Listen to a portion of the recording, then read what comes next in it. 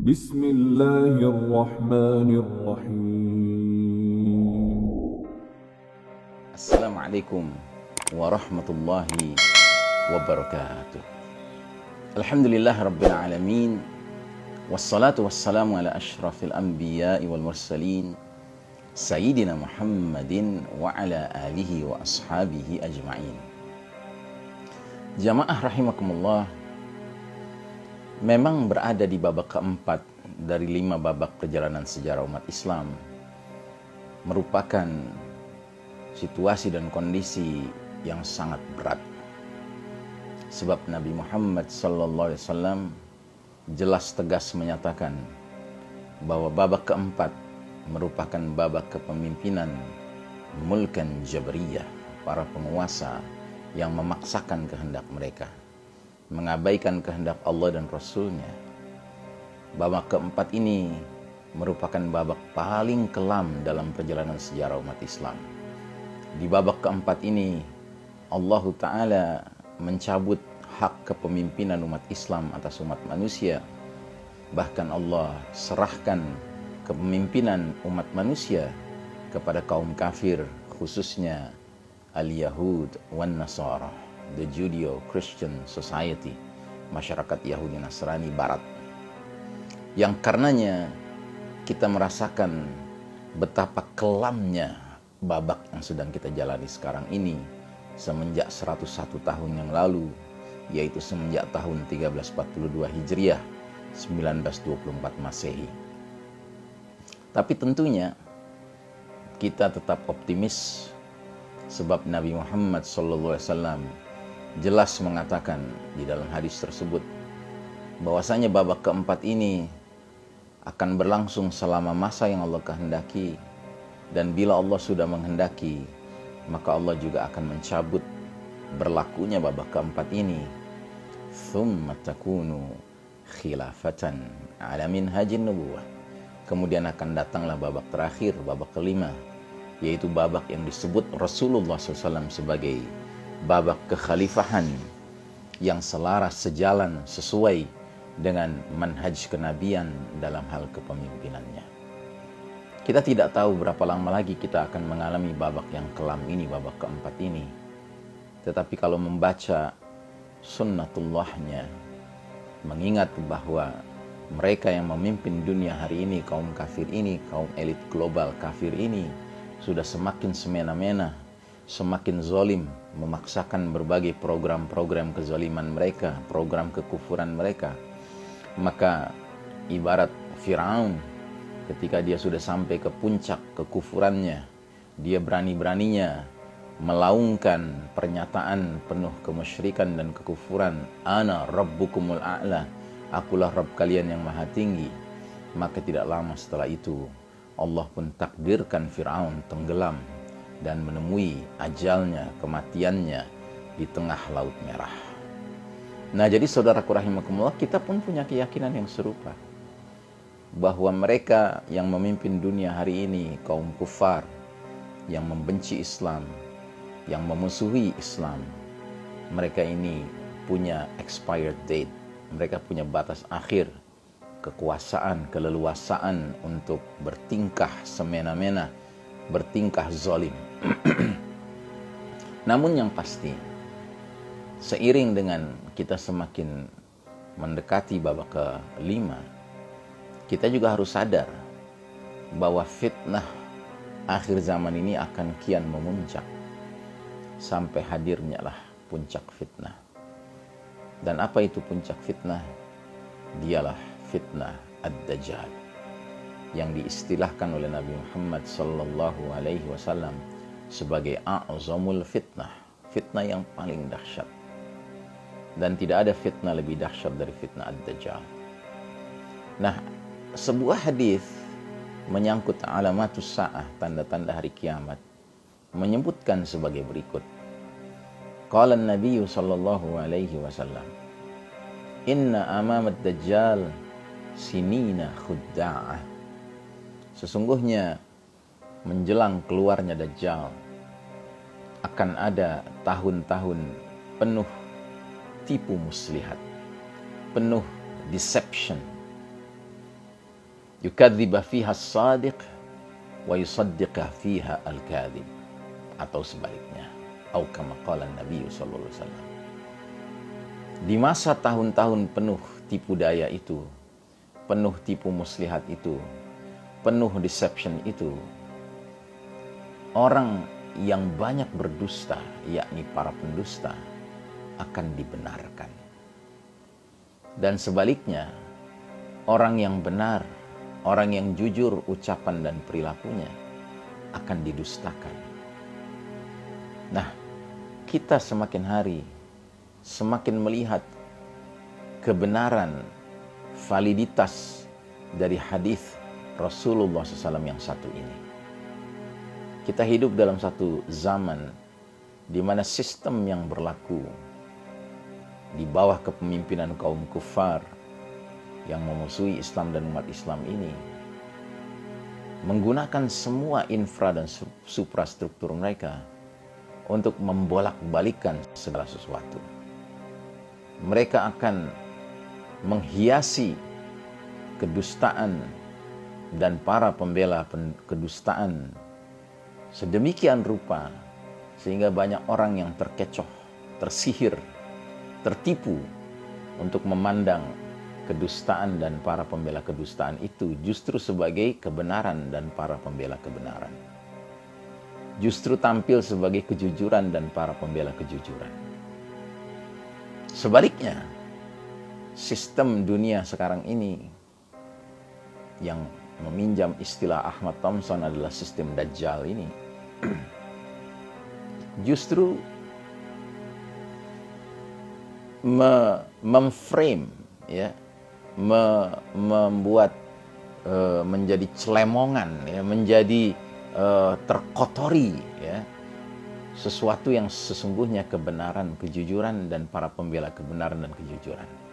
Sedemikian rupa sehingga banyak manusia yang terkecoh, tersihir, ya, tertipu untuk memandang para pembela kebenaran, kejujuran ini justru sebagai para pendusta, sebagai para pembela kedustaan.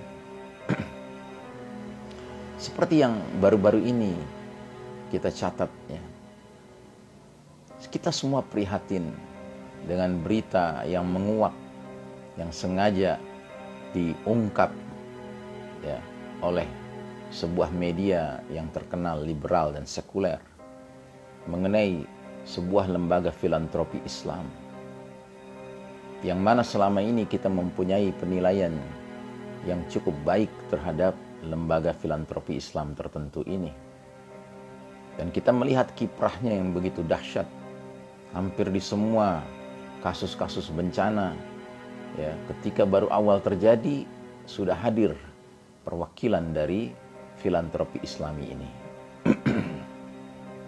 Tiba-tiba sekarang seolah-olah dibongkar, ya, aib-aibnya. Dan akhirnya kita, umat Islam, seperti tidak punya pilihan lain kecuali segera memberikan sikap, dan seringkali sikap itu tidaklah bertolak dari semangat tabayyun, tetapi bertolak dari emosi. Ada yang serta-merta mencela secara keseluruhan lembaga filantropi itu. Ada yang mencela perorangan petinggi-petinggi tertentu atau mantan petinggi tertentu di dalam filantropi Islami itu. Tapi yang pasti makin jarang kita temukan saudara muslim kita yang berusaha untuk secara jernih melihat permasalahan dan mengajukan pertanyaan-pertanyaan fundamental. Mengapa berita tentang filantropi Islam yang selama ini, ya, bercitrakan positif, bermanfaat, bermaslahat kepada umat secara luas, kok tiba-tiba muncul pada saat seperti sekarang? Saat dimana justru baru saja kita dihebohkan dengan sebuah entah restoran kah namanya, nightclub kah namanya, ya, kafe dan resto kah namanya, atau diskotek kah namanya, yang melansir sebuah gagasan yang sangat nista tentang promosi sponsor.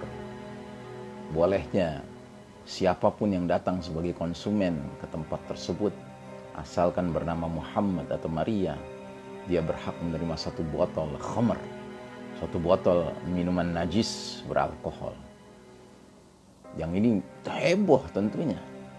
Dan kehebohan itu sampai ke tingkat dicabutnya hak beroperasi cabang-cabangnya sampai sekian belas, khususnya di wilayah DKI ini.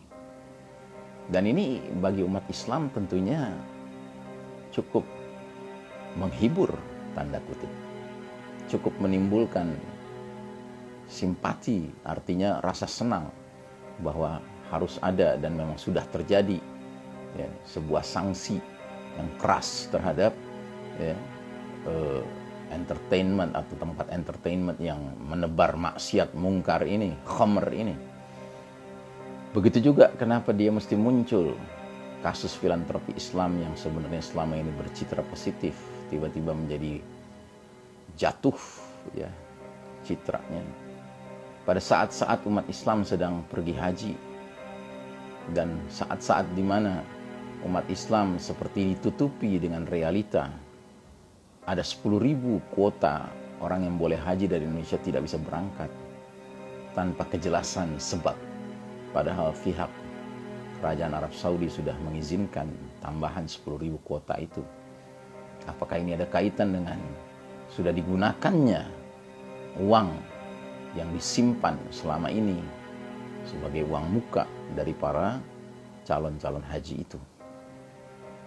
Begitu juga berita ini muncul pada saat-saat umat Islam secara mendunia dihadapkan kepada berita-berita pahit mengenai penganiayaan saudara-saudara kita di India. Jadi saudaraku rahimakumullah, kita harus melihat permasalahan ini secara luas. Jangan kita hanya lihat khusus kepada filantropi Islam tertentu ini. Bahkan yang lebih jauh lagi yang kita khawatirkan, filantropi Islam ini telah sukses selama belasan tahun menghimpun dana umat dalam jumlah yang tidak sedikit, ratusan miliar. Bahkan saya pernah mendengar sempat mencapai angka huruf T, triliun dalam 1 tahun. Jadi saudaraku rahimakumullah, kita kaitkan dengan realitas bahwa lembaga kenegaraan di negeri ini sedang mengalami kesulitan keuangan. Adakah ini kaitannya dengan tertariknya pihak-pihak tertentu untuk segera mengeruk dana yang begitu besar itu untuk mengatasi problem-problem yang tidak bisa diatasi oleh negara?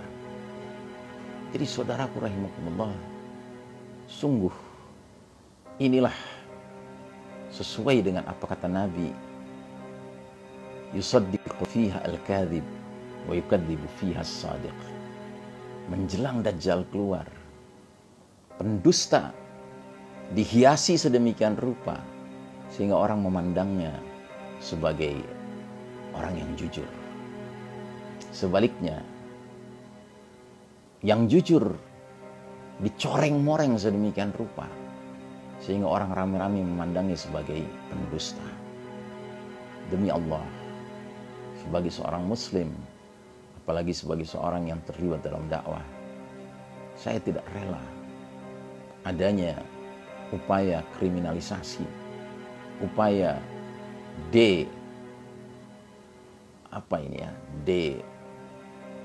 perusakan citra dari filantropi Islam yang selama ini kita nilai positif. Bahwa dia punya masalah-masalah internal, oke lah. Sesungguhnya itu bisa diselesaikan secara internal.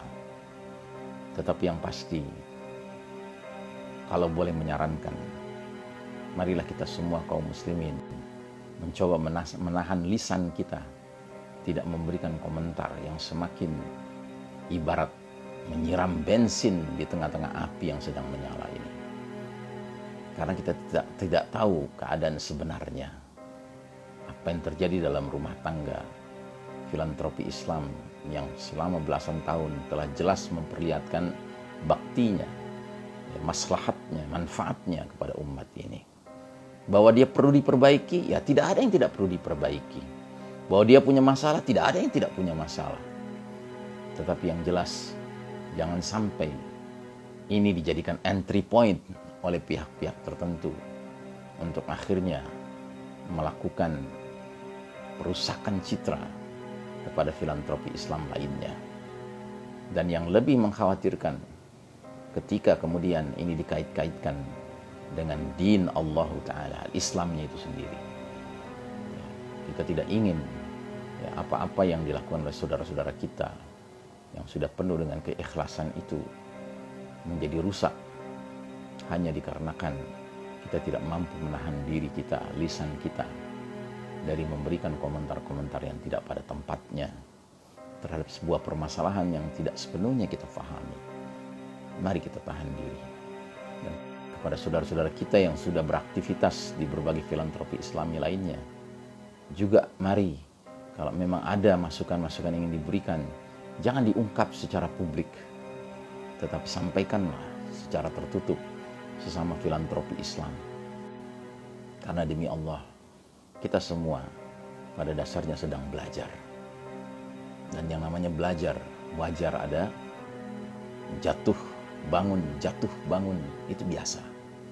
Tetapi yang penting adalah jangan kita mau dijadikan bahan permainan oleh kalangan liberalis sekularis, apalagi media liberalis sekularis yang sesungguhnya punya banyak agenda lain yang jahat, yang kita tahu mereka tidak pernah bersungguh-sungguh mendukung lembaga-lembaga yang mengatasnamakan Islam.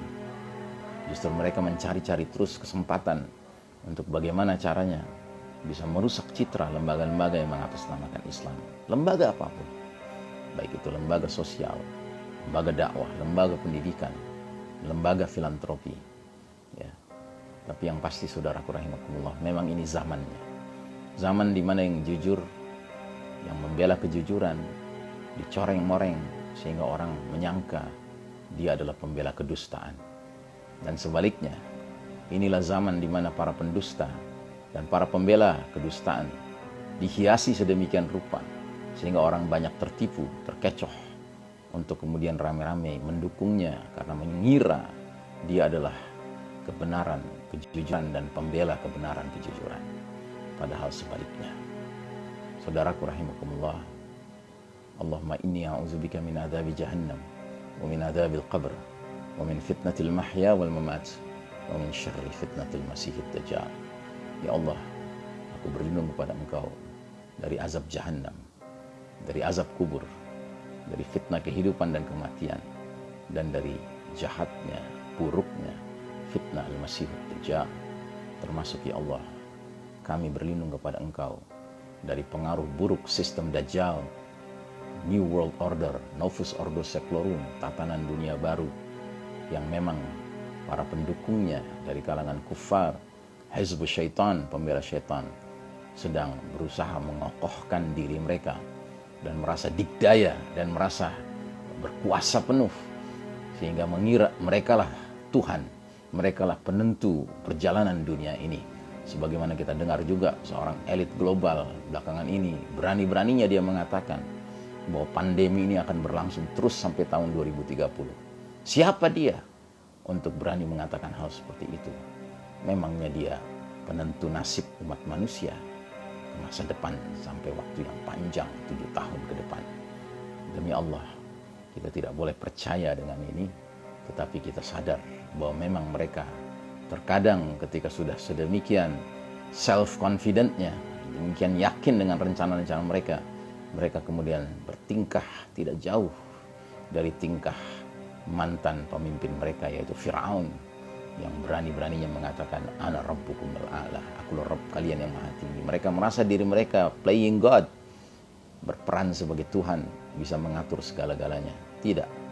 Saudaraku rahimakumullah, maka kami menghimbau sekali lagi, mari kita tahan lisan kita terhadap fitnah-fitnah yang berkembang, yang sesungguhnya kita tidak tahu sesungguhnya hakikat kasusnya bagaimana. Tapi yang pasti kita wajib menjaga marwah, kehormatan dari saudara-saudara kita yang sudah berjuang dengan penuh keikhlasan untuk membantu umat ini menyalurkan dana-dana infak sedekah mereka kepada pihak-pihak yang memang memerlukannya dan berhak menerimanya.